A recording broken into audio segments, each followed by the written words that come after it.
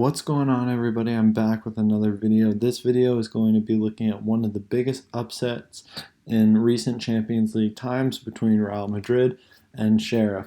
So before we get into it, check out both my books. They're online, they're on Amazon. There's links in the description below.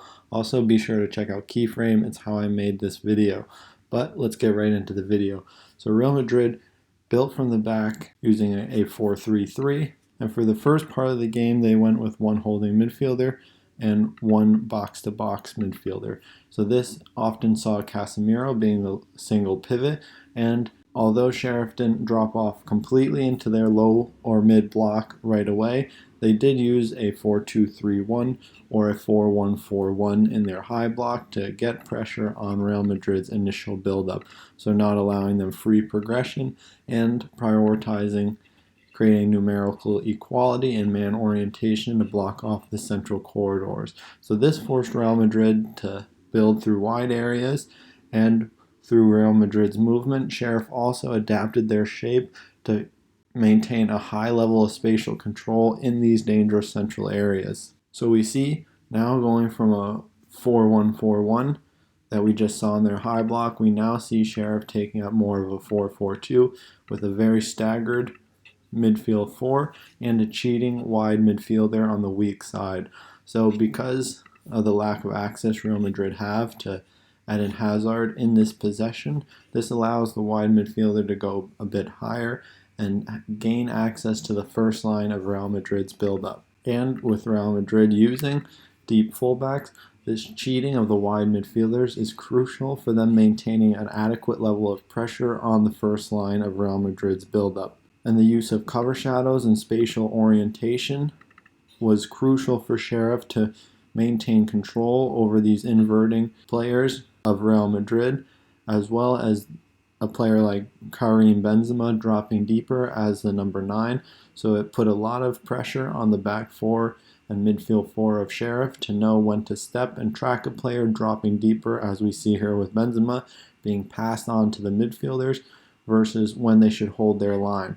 So by using compactness and this staggering of their midfielders, it gave them more access on multiple lines through their midfielders, allowing them to be more spatially oriented when Real Madrid did initiate these movements. So now we can see the shape from a little bit more of an outside perspective, looking at all the players.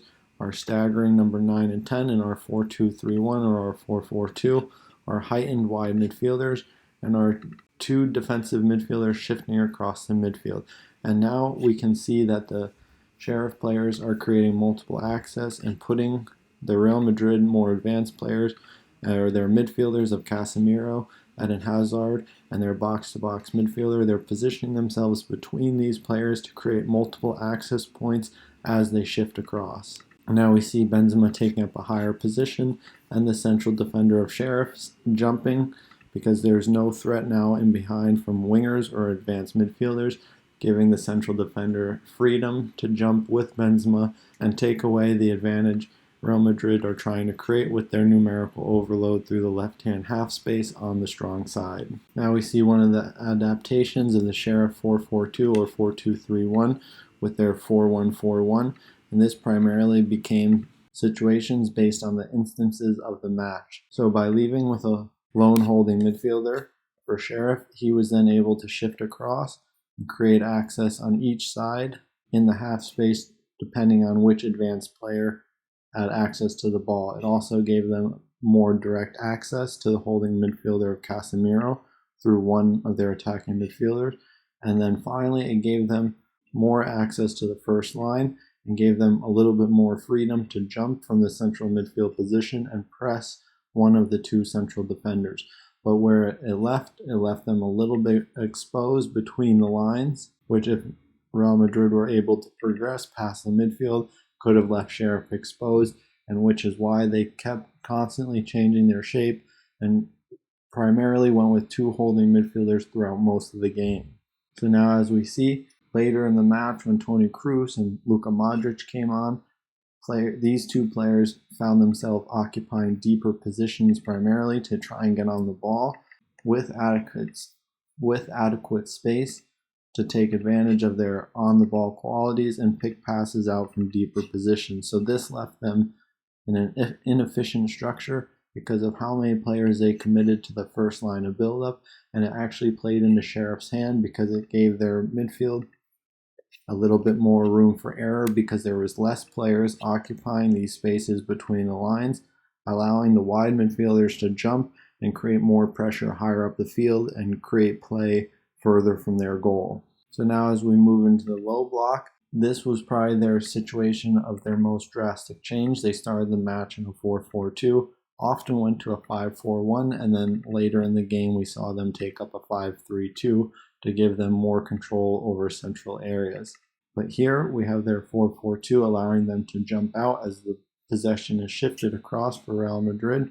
So when possession was shifted for Real Madrid, they allowed Sheriff to move into their 4-4-2 and raise the height of their wingers and create pressure further away from their own goal.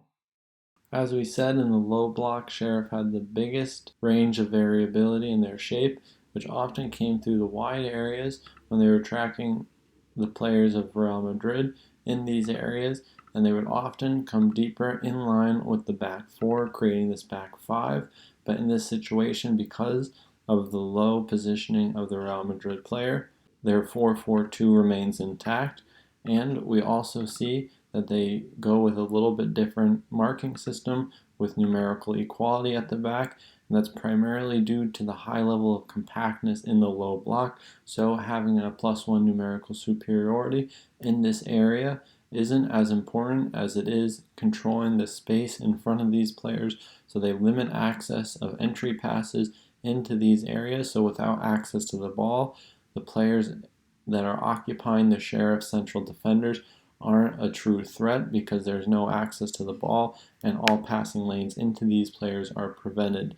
And this is partially due to going back to the deep positioning of the Real Madrid players of Luka Modric and Toni Kroos, and committing a lot of players to the first line and second line of buildup outside of the Sheriff's low block. So now we can see Sheriff move to a 5-4-1 in their low block, and this is in response to the advancing wingers, which is covered by the Sheriff weak-sided wide midfielder, tracking this player on the outside so they don't have a free player on the back post when the ball's in a wide position, and then the four-man midfield remains intact, allowing them a higher level of spatial control, and by playing with a five-man back line in these deeper areas, it allows Sheriff to span across the full width of the field much easier when they're defending in the low block. So now later in the game, we can even see Sheriff's 5-4-1, which could even turn into a 5-3-2 with the advancing of the wide midfielder into the first line of pressure. But in this situation, we can consider 5-4-1 again, maintaining their positioning of the wide midfielders both in the half space, blocking entry passes into these dangerous positions where Real Madrid at the moment aren't occupying, but maintaining control over these positions are crucial when limiting goal scoring chances from teams like Real Madrid.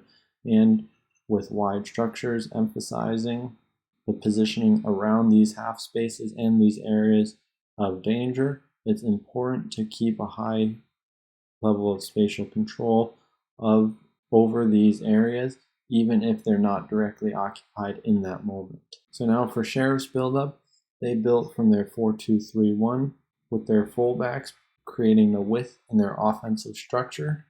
Their two holding midfielders was a staple, and they played with one out-and-out holding midfielder and one with a little bit more freedom to get forward.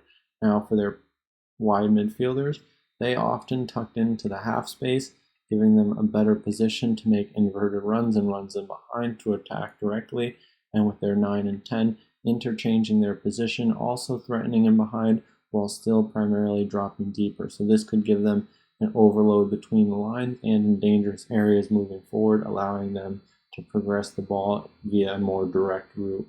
So now we can take a closer look at it with Sheriff on the ball, their goalkeeper splitting their two central defenders and going with a double pivot again, with their 8 on this left-hand side dropping deeper between the press of Real Madrid. So this gives them a clear numerical advantage in their first line of build-up, but they wouldn't take so many chances by progressing through the center as they would just a clear direct route and looking to find their free players in more advanced areas. But if they were able to create a situation of superiority, they definitely would progress primarily through the wide areas first. So now we can see now the double pivot staggers their positioning, creating more space to move into in the first line. So this could give them more room to play out of if they were to look to play out from the press, and especially through the wide areas, having the Real Madrid shape overextended because of the staggering of their double pivot,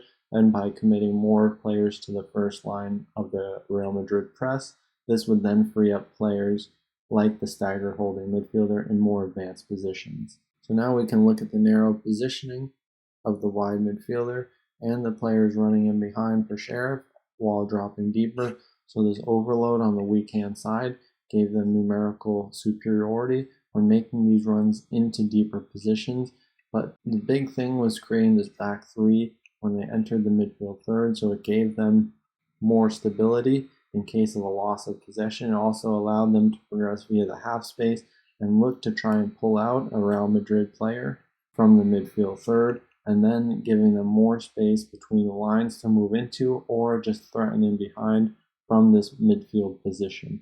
And that's where we're going to wrap up today's analysis. I hope you guys enjoyed it, and I'll see you in the next one.